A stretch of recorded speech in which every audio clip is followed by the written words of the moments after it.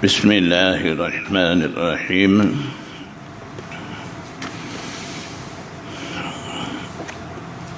Bukhari Babul Bauli qa'iman wa qa'idan.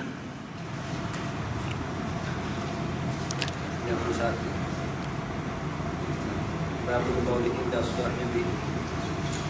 Qa'iman wa qa'idan baca dah. Baca dah.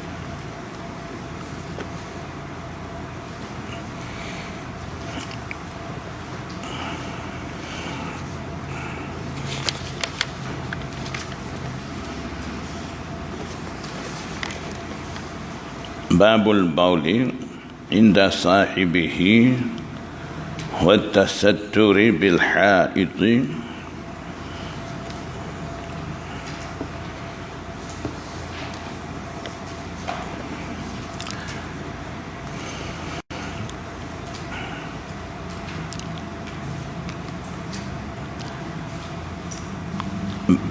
Bab yang ke-61, Babul bauli inda sahibihi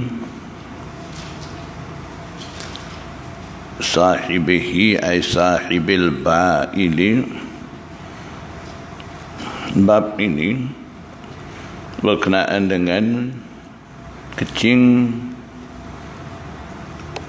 di sisi temannya, teman bagi yang kencing tu, maksudnya ada orang sedang kencing di sisi orang kencing tu, ada guru dia, kawan dia ada bersama, berhampiran dengan dia. Wa tasatturu bil haiti, dan lindungkan dengan dinding, mengambil perlindungan dengan dinding. Haddatsana Utsman bin Abi Syaibah qala haddatsana Jarir an Mansur an Abi Wa'il an Huzaifah qala ra'aituni ana wan Nabiy sallallahu alaihi wasallam natamasya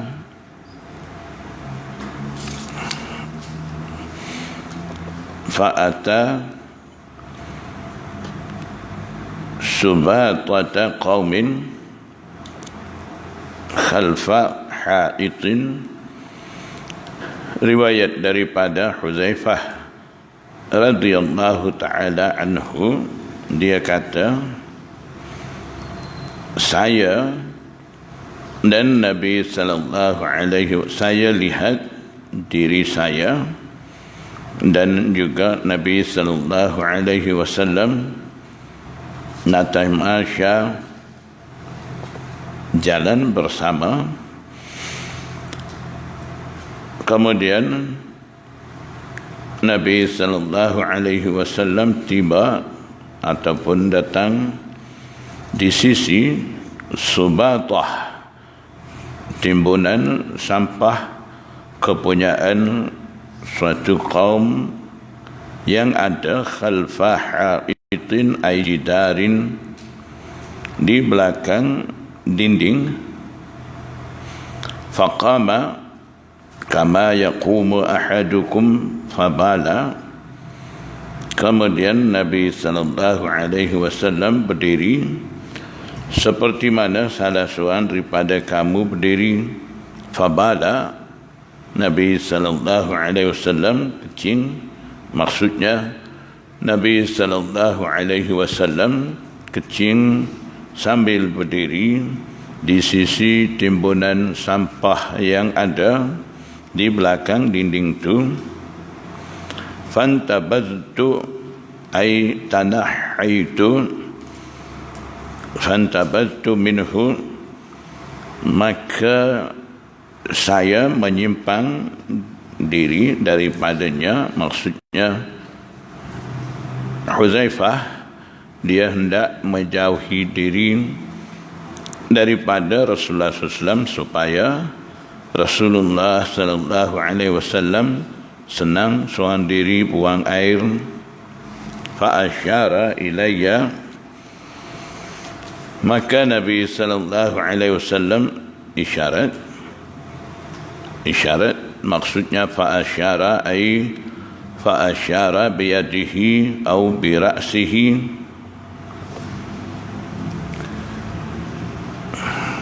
maka Nabi sallallahu alaihi wasallam isyarat dengan tangannya ataupun dengan kepalanya, ilayya, kepadaku, faji'tuhu, supaya aku datang di sisinya.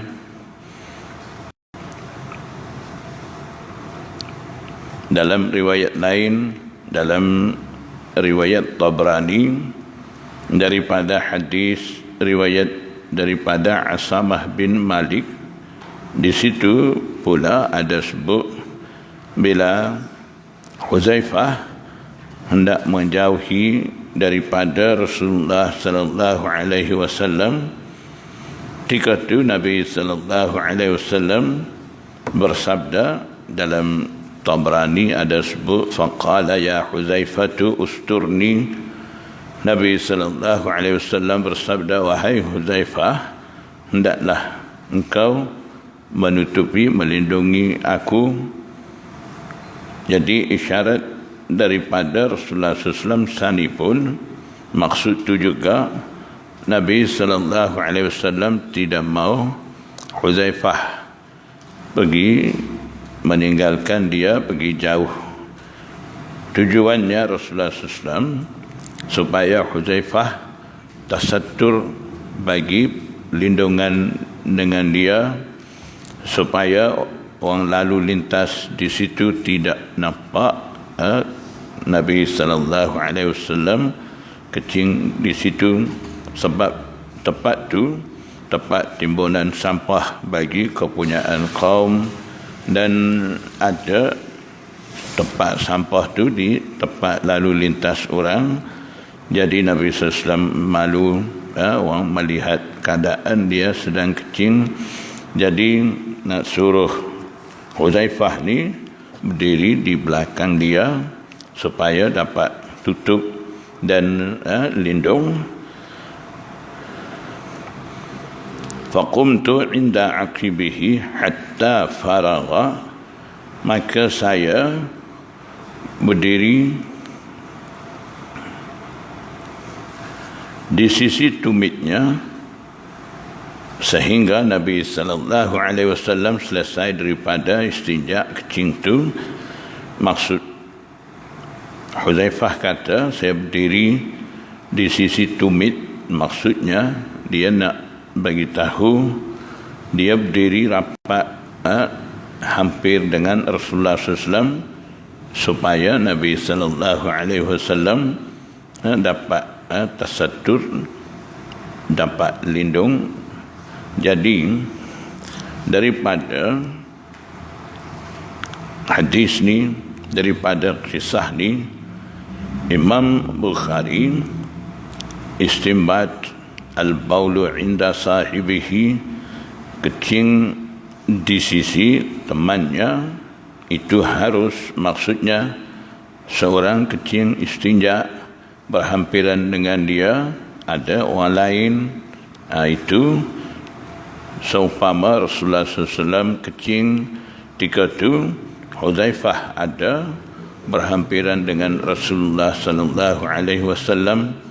Dan bahagian kedua terjematul bab wa tasatturi bil haiti, Nabi sallallahu alaihi wasallam dapat mengambil perlindungan dengan dinding, maksudnya di hadapan Rasulullah sallallahu alaihi wasallam kecing tu ada dinding lindung Rasulullah SAW. Rasulullah SAW dapat lindung dengan dinding tu. Dan bahagian belakang Rasulullah SAW, Nabi sallallahu alaihi wasallam mendapatkan perlindungan dengan Huzaifah itu sendiri. Jadi hadis ni berkenaan dengan Rasulullah SAW kecing berdiri dalam bab dulu. Nabi SAW kecing berdiri, babul bauli qa'iman wa qa'idan. Di situ pun hadis ni sudah ada. Jadi adat Imam Bukhari apabila kaedah Imam Bukhari ni, apabila daripada satu riwayat dapat mengeluarkan banyak hukum, dapat sabitkan banyak masail. Jadi bagi satu hadis tadi, Imam Bukhari akan adakan banyak bab.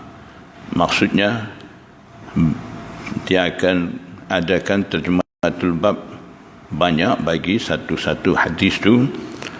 Itu bermakna Imam Bukhari dah ijtihad hukum banyak daripada satu hadis tu. Sebab itulah dalam Bukhari ada hadis-hadis berulang, tapi berulang maksudnya tidak sengaja ulangkan hadis-hadis itu. Tidak, setiap kali Imam Bukhari mengulangi satu hadis, setiap kali ada ijtihad baru daripada Imam Bukhari. Jadi daripada hadis yang Nabi SAW datang di sisi timbunan sampah, kemudian Nabi SAW kecing berdiri.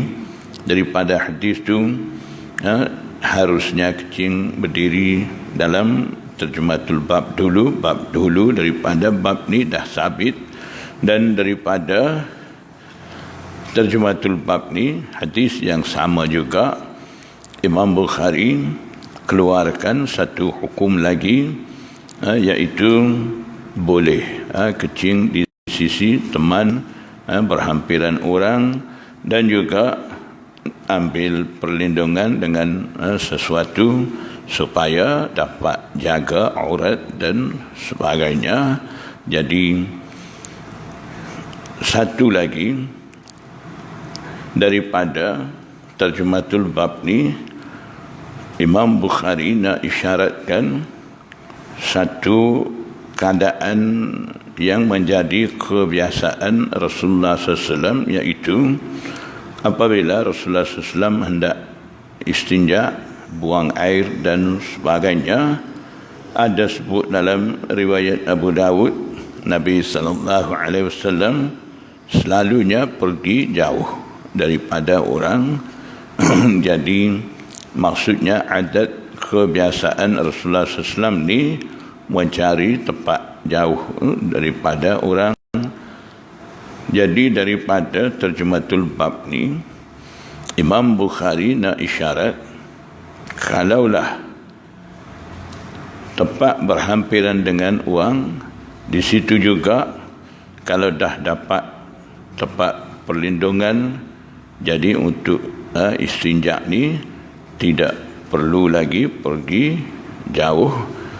Jadi Nabi SAW walaupun adat dia mencari tempat di tempat jauh untuk buang air, tapi disebabkan di situ ada haid, dinding, lindung, dapat lindung, dan Huzaifah boleh tolong lindungkan dia daripada belakang. Jadi Nabi SAW tidak pergi jauh di tempat timbunan sampah itu berhampiran dengan kawasan orang duduk. Di situ Nabi SAW istinja. Jadi biasanya Nabi SAW pergi jauh untuk istinja. Jadi tujuannya Nabi SAW pergi jauh cari tempat sesuai untuk istinja ni litasattur, tujuan sebenar untuk dapat lindung daripada terbuka aurat dan sebagainya. Jadi kalaulah di tempat tidak jauh, dapat juga tujuan yang Rasulullah SAW menghendaki itu. Jadi Rasulullah SAW kencing juga di situ.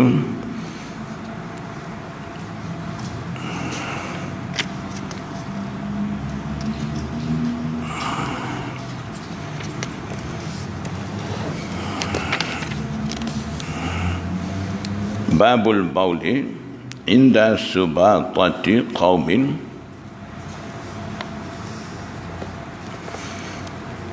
Bab ini berkaitan dengan kencing di sisi timbunan sampah kepunyaan sesuatu kaum. Jadi hadis yang Rasulullah SAW kencing di sisi timbunan sampah fabala qaiman sani, berulang lagi di sini, tapi daripada sini Imam Bukhari akan ijtihad hukum berlainan dengan bab-bab yang dulu.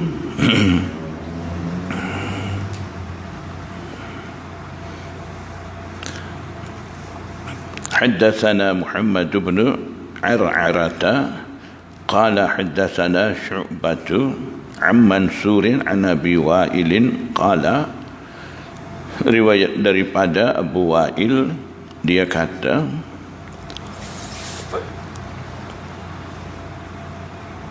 kana Abu Musa al-Ash'ari yushaddidu fil bawli. Yushaddidu fil bawli ay yushaddidu fil ihtirazi minal bawli. Abu Musa al-Ash'ari dia tasydid berkenaan dengan memelihara daripada terkena air kecing. Maksudnya amat keras dia menjaga daripada terkena air kecing, sehingga dalam riwayat lain ada sebut kana Abu Musa al-Ash'ari yushaddidu fil bawli hatta kana yabulu fi qaruratin, sehingga dia kencing dalam botol. Sebabnya khaufan, dalam riwayat lain sebabnya khaufan min ayyusibahu syai'un min rasyashihi, disebabkan dia takut terkena percikan daripada air kecing tu. Dia kecing dalam botol, jadi maksudnya dia ni amat keras menjaga, memelihara daripada terkena air kecing tu. Wa yaqulu, dan dia juga berkata, Abu Musa Asy'ari kata, sebab apa dia kecing dalam botol begitu? Sebabnya dia kata inna bani Israila kana idza asaba thawba ahadihim qaradahu ay qata'ahu. Sesungguhnya Bani Israel, kaum Bani Israel, keadaan mereka adalah kana ay kana sya'nuhum idza asaba ay idza asabal baul thawba ahadihim, apabila terkena air kecing pada pakaian salah seorang daripada mereka, kharadahu, potong kain yang terkena air kecing tu. Dalam riwayat Abu Dawud pula, iza asaba kana iza asaba jilda ahadihim, bila terkena kulit salah seorang daripada mereka. Dan wa fi riwayatin jasada ahadihim, dalam riwayat lain pula kaum Bani Israel bila terkena air kecing di badan mereka, mereka potong buang bahagian kena air kecing tu, tapi muhaddisin mengutamakan maksud jilda ahadihim, dan mereka tidak bermaksud jasada ahadihim. Dan jilda kulit, maksud di sini pun muhaddisin ambil maksud bukan kulit manusia tu, kulit di mana menjadikan pakaian bagi mereka terkena kulit tu, jadi potong buang. Jadi maksudnya Abu Musa al-Ash'ari, kaum Bani Israel, begitu mereka jaga daripada terkena air kecing dalam kaum Bani Israel, hukum daripada Nabi Musa bagi mereka ni apabila terkena air kecing kena potong buang. Jadi disebabkan itu Abu Musa Ash'ari dia kata dia pun tasydid, amat menjaga daripada terkena air kecing di tubuh badan dia dan juga pakaian dia. Jadi maksudnya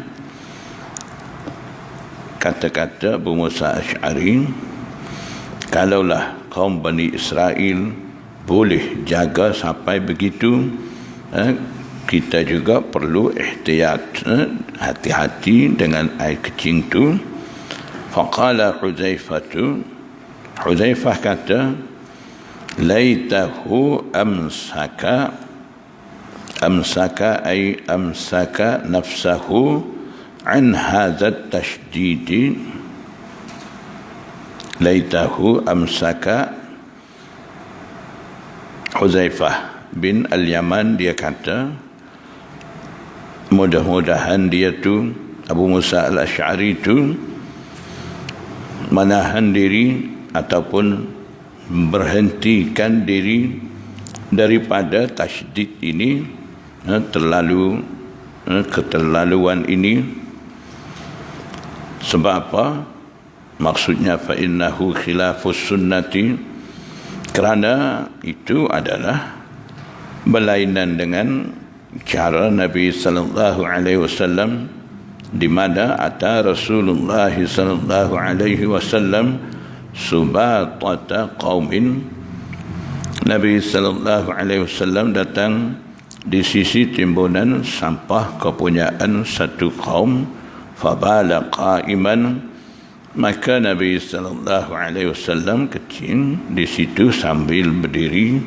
Bukan kata Nabi sallallahu alaihi wasallam kecing ketika tu takut mericik balik, takut terkena kain, takut terkena tubuh badan.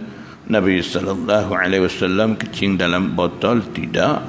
Nabi sallallahu alaihi wasallam kecing biasa, tidak ada botol, dan kecing pula sambil berdiri. Itu boleh daripada Nabi sallallahu alaihi wasallam. Kenapa Abu Musa Ash'ari keterlaluan dalam menjaga air kecing tu? Itu maksudnya Huzaifah bagi peringatan dengan kata-kata dia, laitahu amsaka.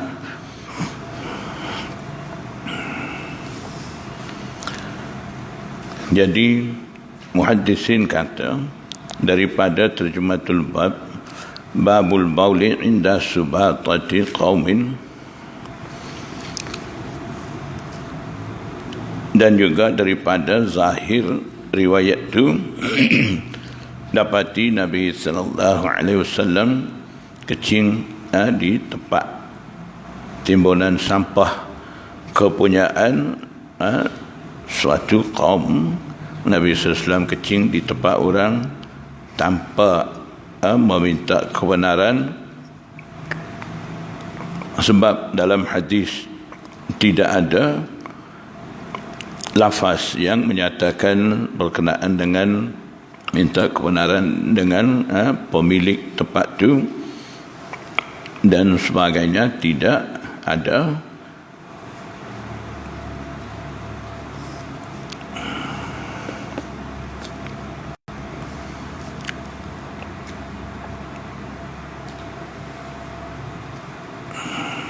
Jadi maksudnya daripada sini Imam Bukhari nak isyarat satu perkara, iaitu memang tempat tu diperuntukkan untuk buang sampah. Jadi tempat buang sampah ni biasanya itu dah pun ada kebenaran untuk buang sampah najis, barang-barang buangan kotor dan sebagainya. Jadi maksudnya daripada keizinan am dah ada di situ, kiranya Nabi SAW juga tidak perlu meminta kebenaran daripada sesiapa. Jadi sebab tu Nabi SAW kencing di situ. Jadi itu satu isyarat daripada terjematul bab, diambil maksud oleh muhaddisin.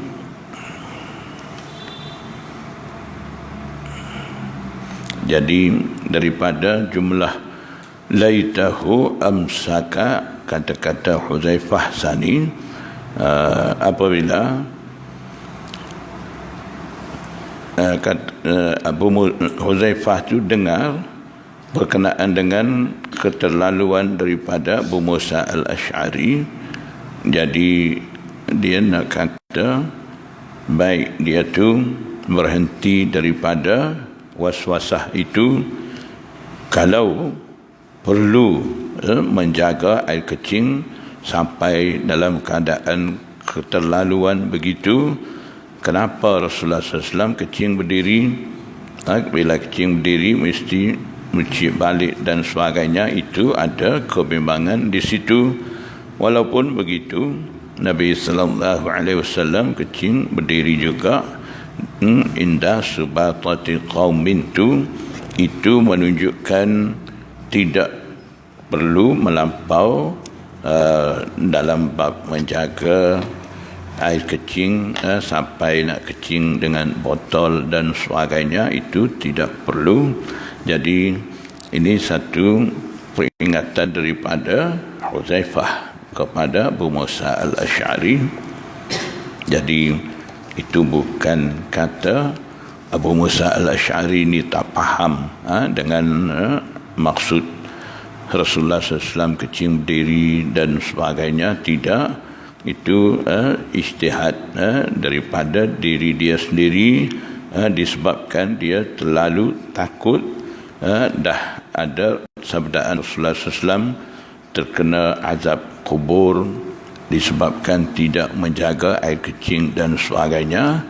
Jadi disebabkan ada kebimbangan begitu, berdasarkan ijtihad dia buat cara seperti itu.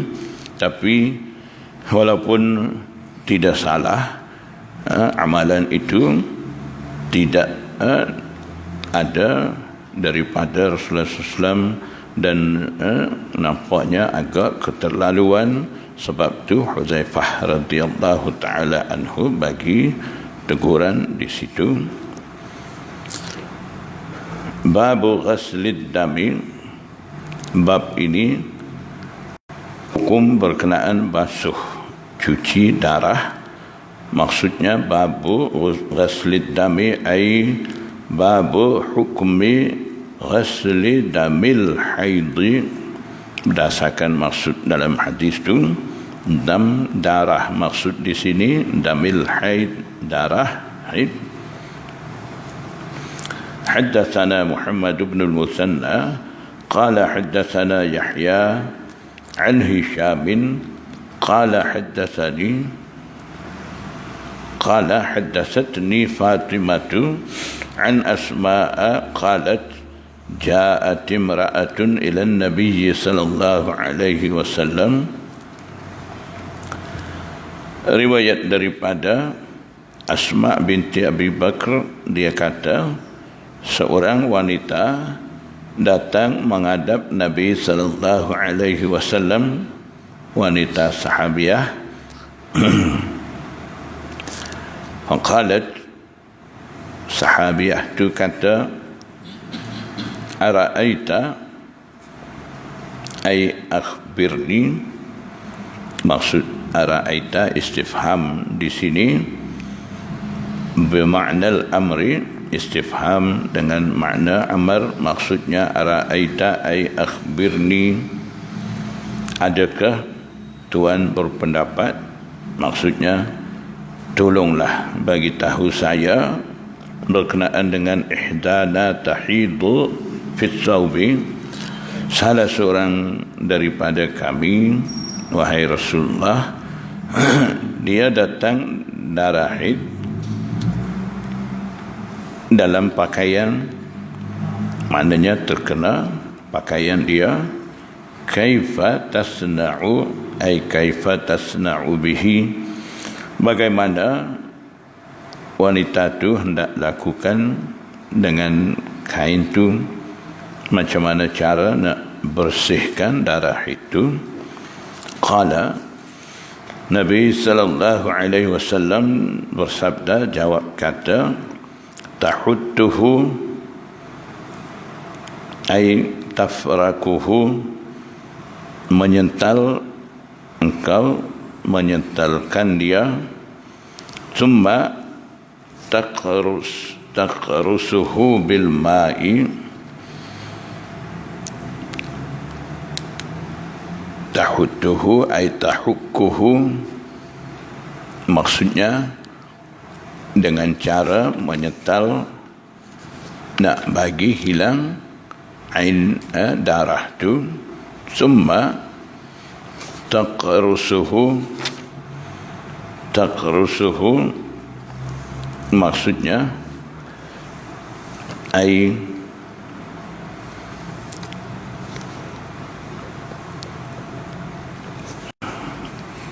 tadlukuhu bi atrafi asabi'iha, maksudnya menggosok dengan hujung jari,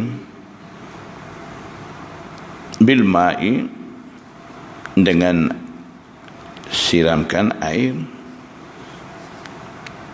wa tandahuhu ay taghsiluhu, basuh kan dengan air, maksudnya menyental kemudian kikis dengan hujung jari tempat terkena darah tu, sambil tuangkan air sedikit demi sedikit ke atas darah tu, tempat terkena darah tu, sehingga hilang kesan darah tu. Wa tusalli fihi, dan engkau boleh sembahyang pada pakaian tu.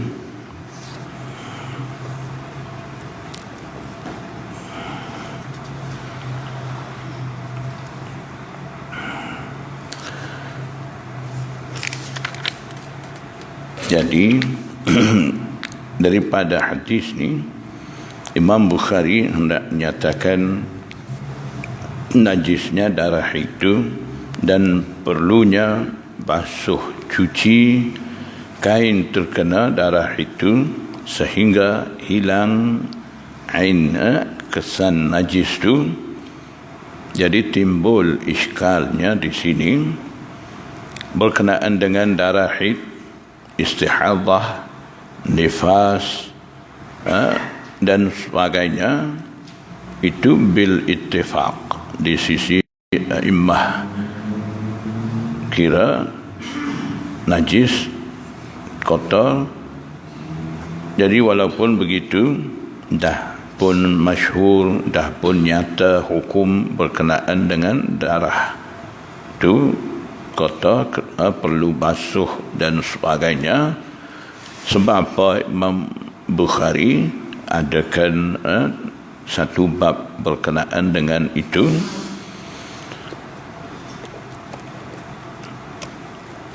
Maksud Imam Bukhari di sini tidak hanya nak menyatakan darah itu najis, perlu basuh dan sebagainya, tidak setakat itu saja, memang itu dah pun masyhur, ramai sudah tahu.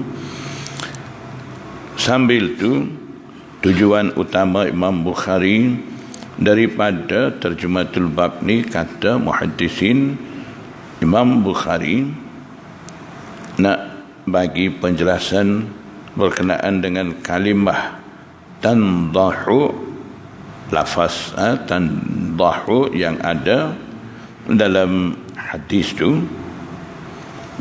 Imam Bukhari di sini nak menyatakan maksud nadah ni di sini bukan hanya ranjiskan air seperti mana dah sebut dulu dalam riwayat berkenaan dengan baulus sabi, berkenaan pakaian terkena air kecing kanak.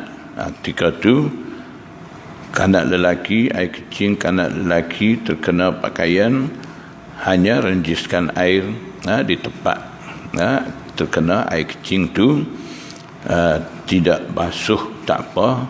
Jadi di situ juga dalam hadis guna kalimah tandahu juga, tapi di situ selepas daripada tandahuhu walam yaghsilhu ada penjelasan nadah, ranjiskan air, dan Nabi SAW tidak basuh pakaian dia. Jadi Imam Bukhari disebabkan dah ada maksud yang jelas dalam hadis lain, nadah ni ranjiskan air, tidak basuh. Jadi takutnya di sini juga jadi was-was ataupun jadi ragu-ragu dengan makna kalimah tandahuhu wa tusalli fihi itu. Takutnya di sini juga pakaian yang terkena darah itu boleh ranjiskan air saja tanpa basuh. Takut salah faham ke situ. Jadi Imam Bukhari sebagai memberi peringatan, nadah di sini tidak dengan makna ranjiskan air, bahkan maksud di sini tandahuhu ay taghsiluhu, basuh.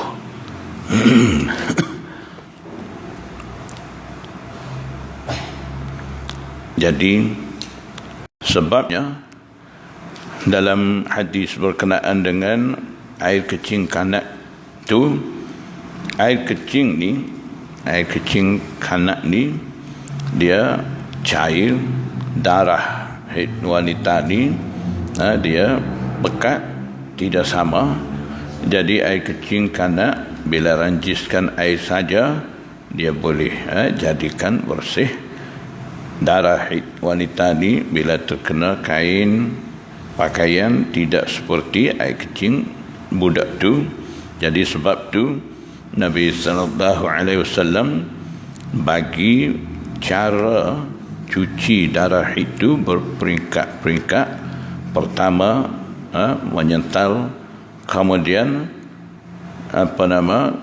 gosokkan tempat terkena darah tu dengan hujung jari sambil siramkan air perlahan-perlahan.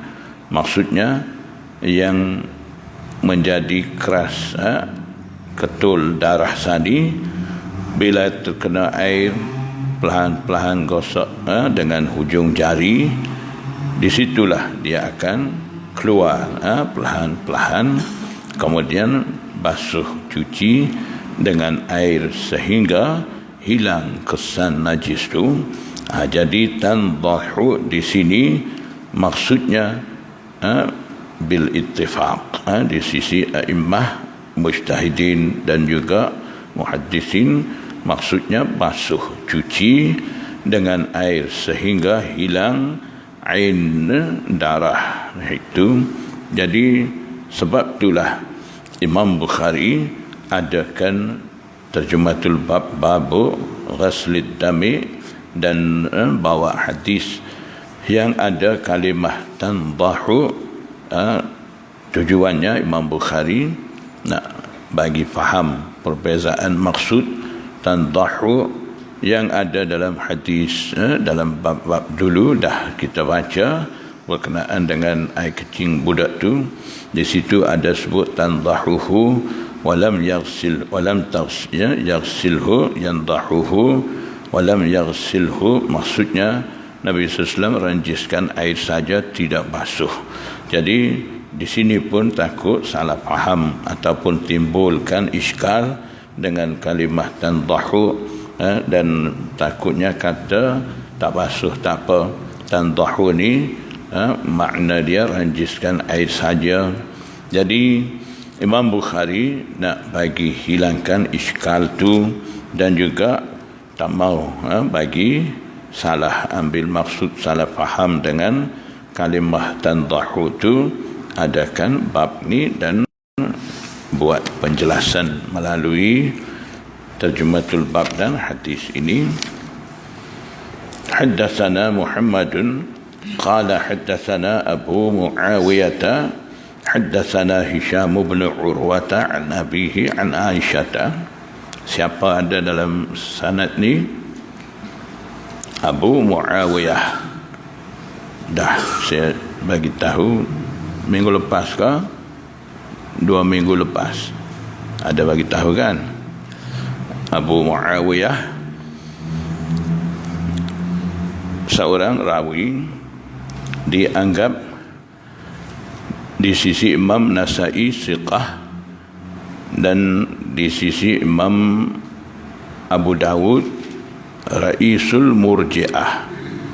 Jadi maksudnya Abu Muawiyah ni dianggap seorang rawi tidak ahlu sunnah, rawi ahlul bid'ah wal ahwa.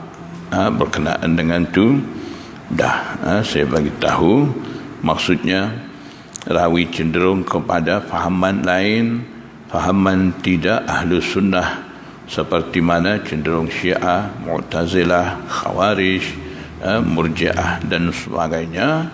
Daripada mereka boleh terima ke tidak setengah orang tasydid, bunyi tidak ahlu sunnah, bunyi cenderung Syiah, mereka tolak terus. Seperti mana Imam Muhammad bin Ishaq cenderung Syiah, tak boleh terima riwayat daripada dia dan sebagainya. Jadi dah saya beritahu dalam Bukhari, Imam Bukhari sendiri dalam kitab Taharah ni ada masukkan satu potongan hadis sebagai terjematul bab, tajuk bab, daripada riwayat daripada Imam Muhammad bin Ishaq. Kalau kita cari sanad bagi hadis tu akan jumpa dalam Musnad Ahmad dan juga dalam kitab Imam Bukhari sendiri Al-Adabul Mufrad. Dalam tu hadis tu datang dengan sanad daripada Imam Muhammad bin Ishaq, yang mana sekarang ni orang duk bising kata tak boleh ambil riwayat daripada dia.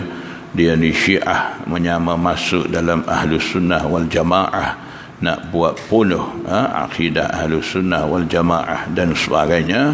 Banyak timbulkan masalah, dan mereka bawa dengan dalil Imam Malik kata Dajjal, kadzab dan sebagainya, dan mereka tidak sebut, tidak cerita Imam Malik tarik balik kata-kata dia dan sampaikan hadiah kepada Imam Muhammad bin Ishaq. Itu mereka tak cerita pula. Jadi bila rawi itu ada apa sahaja masalah, kita tak boleh buat putusan ikut suka kita, ambil mana-mana satu pendapat bagi rawi itu, kemudian kita suka-suka tolak, ataupun mana kita suka kita nak ambil. Tak boleh, tidak berhak bagi kita.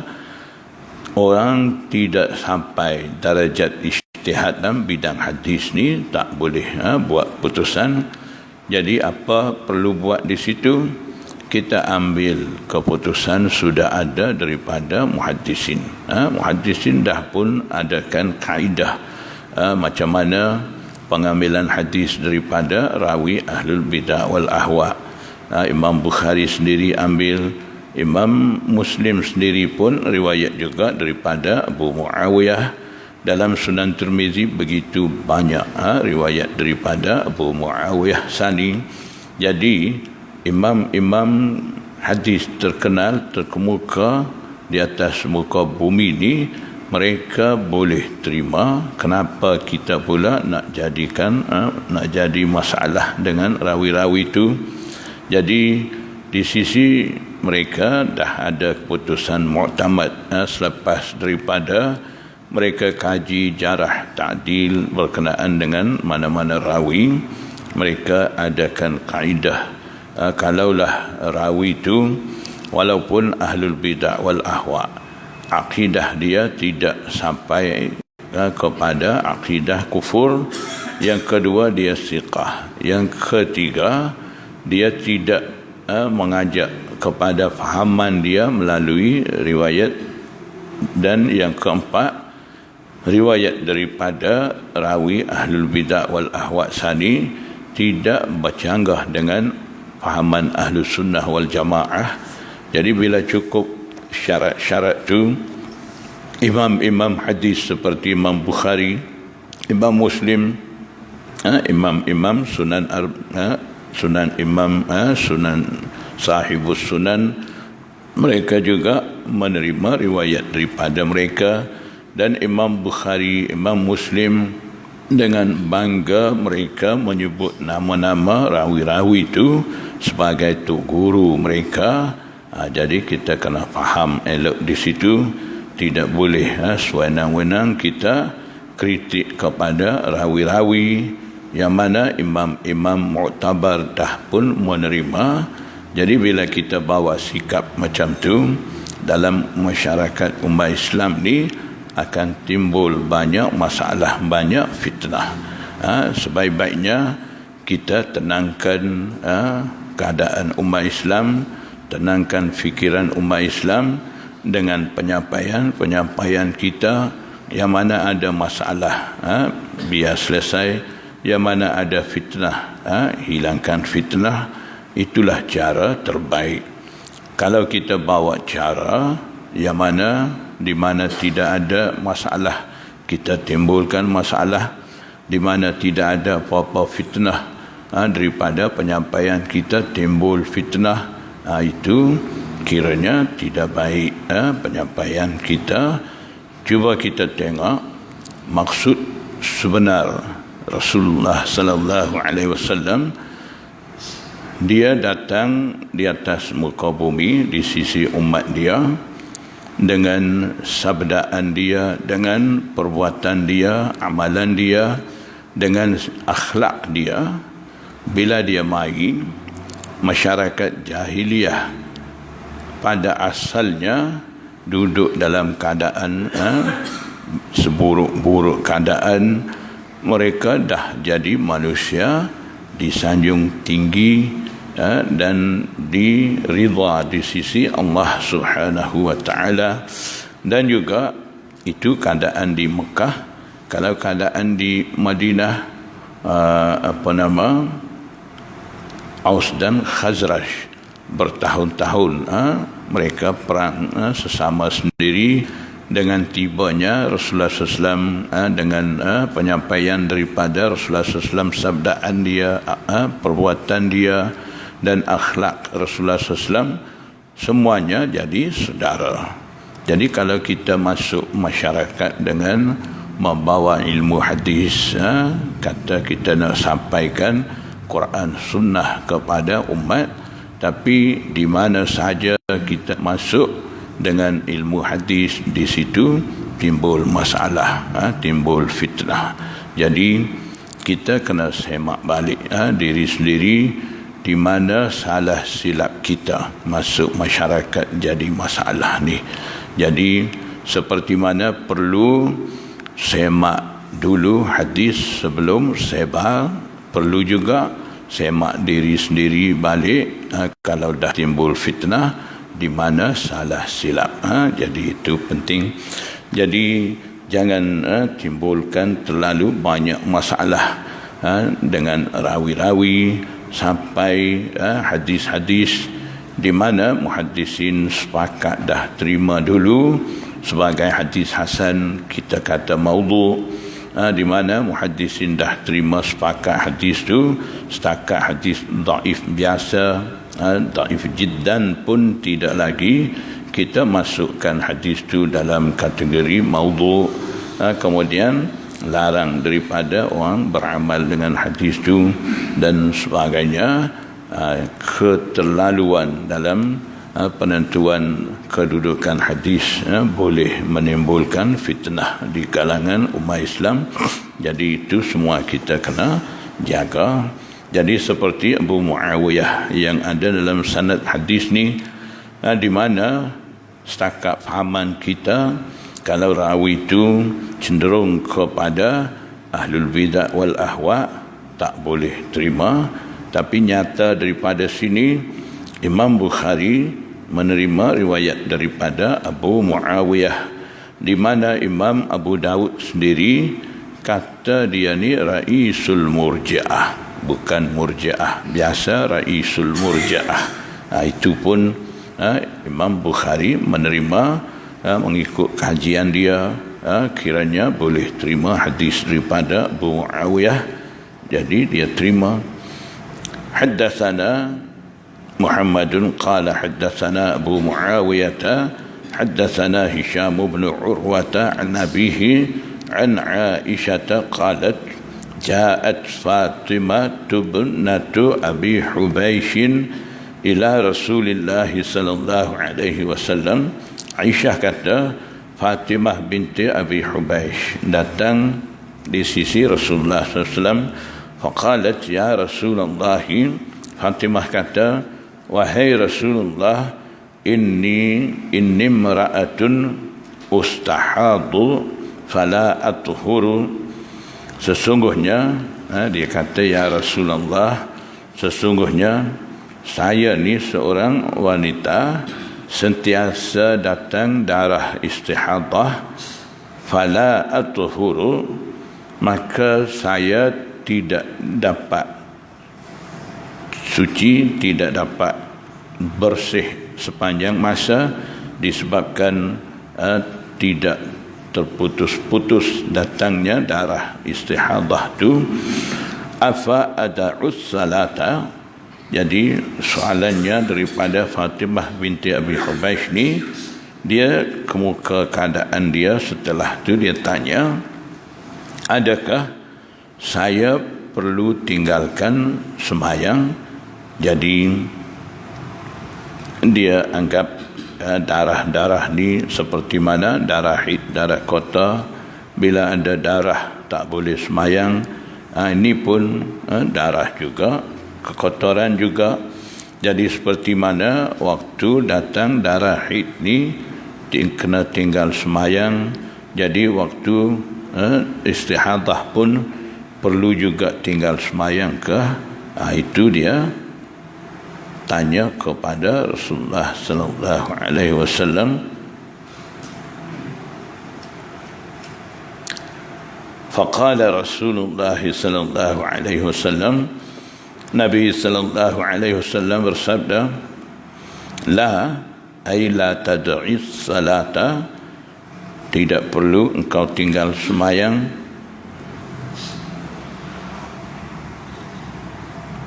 Innama dzalika irqun, jadi tidak perlu tinggalkan sembahyang, maksudnya darah tu tidak darah haid,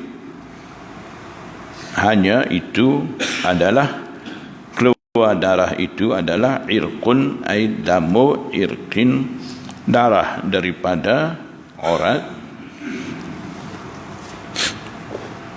Jadi itu bukan darah haid, darah daripada aurat. Maksudnya darah haid ni biasanya dia keluar daripada dalam rahim ibu. Darah istihadah ni dia keluar daripada aurat yang ada di permukaan rahim ibu. Dan darah istihadah ni biasanya disebabkan pecah aurat tu, dia keluar darah daripada situ. Jadi itu bukan darah haid, walaysa bihaidin, dan itu bukan darah haid sampai nak tinggal sembahyang tu tidak perlu. Fa idza aqbalat haidatuki fada'is salata ay utrukis salata, apabila datang darah haid engkau boleh tinggal sembahyang. Wa idza adbarat, apabila darah haid itu berhenti, faksili ankid dama, maka hendaklah engkau mandi, cuci daripada darah itu, daripada engkau darah itu disebabkan dah putus, dah berhenti darah itu, mandi. Summa salla, kemudian summa salli, kemudian hendaklah engkau sembahyang. Qala wa qala abi, Hisham kata, wa qala abi, ayahku iaitu Urwatu bin Zubair, dia kata, summa tawaddai, kemudian maksudnya Rasulullah SAW bersabda juga ketika itu, summa tawaddai li kulli salatin hatta yaji'a dhalikal waqtu, hendaklah engkau wudu bagi setiap sembahyang sehingga datang waktu itu. Waktu itu maksudnya dhalikal waktu ay waktu iqbalil haidhi, sehingga datang semula mulanya datang darah itu. Jadi maksudnya daripada mula putus darah itu sudah mandi, untuk setiap kali nak sembahyang tu wudu dengan cara tu sampailah datang semula darah itu. Waktu bila tiba darah itu barulah berhenti pula sembahyang, kemudian tunggu beberapa hari datang darah haid, berhenti. Bila habis tempoh datang darah itu, mandi kerana bersihkan daripada berhenti darah itu, kemudian teruskan sembahyang walaupun darah istihadah itu tak berhenti. Setiap kali nak sembahyang wudu, kemudian boleh sembahyang. Jadi potongan hadis tawaddai li kulli salatin sani, di sisi Imam Syafi'i dan juga ulama Syafi'iyah, setiap kali nak sembahyang wudu. Tapi di sisi Imam Abu Hanifah dan Imam Ahmad bin Hanbal, di sisi Hanafiyah dan ulama Hanabilah, mereka ambil takdir di sini likulli waqti salatin, setiap waktu sembahyang.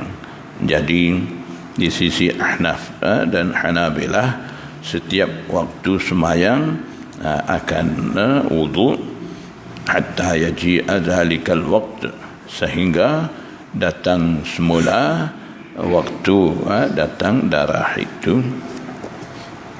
Jadi daripada sini juga Imam Bukhari nak dalilkan darah haid ni perlu basuh cuci dan juga perlu mandi. Riwayat pertama di bawah babu ghaslid dami ni itu berkenaan dengan darah haid terkena kepada pakaian. Perlu juga di situ pun basuh cuci darah itu. Dan riwayat yang kedua, hadis yang kedua ni berkenaan dengan darah itu terkena di tubuh badan wanita. Itu juga perlu basuh cuci, mandi. Jadi daripada dua-dua hadis ni Imam Bukhari ijtihad dan berdalilkan darah haid ni perlu basuh, cuci dan juga mandi. Jadi Imam Bukhari masukkan dua riwayat. Riwayat pertama berkenaan dengan darah haid terkena pada pakaian. Riwayat kedua berkenaan dengan darah haid terkena tubuh badan. Kedua-dua keadaan itu perlu untuk basuh. Dan yang pentingnya tidak salah ambil maksud daripada tandahu, nadah, maksudnya renjiskan air, tidak basuh. Salah faham di situ. Imam Bukhari bagi ingat daripada terjematul bab ni, tandahu maksud di situ tidak seperti mana maksud yang diambil dulu, renjiskan air saja tidak basuh. Tidak maksud tu. Maknanya tandahuhu di sini ai taghsiluhu, basuh, cuci dengan air darah haid terkena pada pakaian itu. Babu ghaslil maniyyi wa farkihi wa ghasli ma yusibu minal mar'ati. Bab ni panjang sikit, insyaAllah kita sambung sekali dulu. Wallahu a'lam. Subhanallah bihamdihi, subhanakallah, astaghfiruka wa atubu ilaik.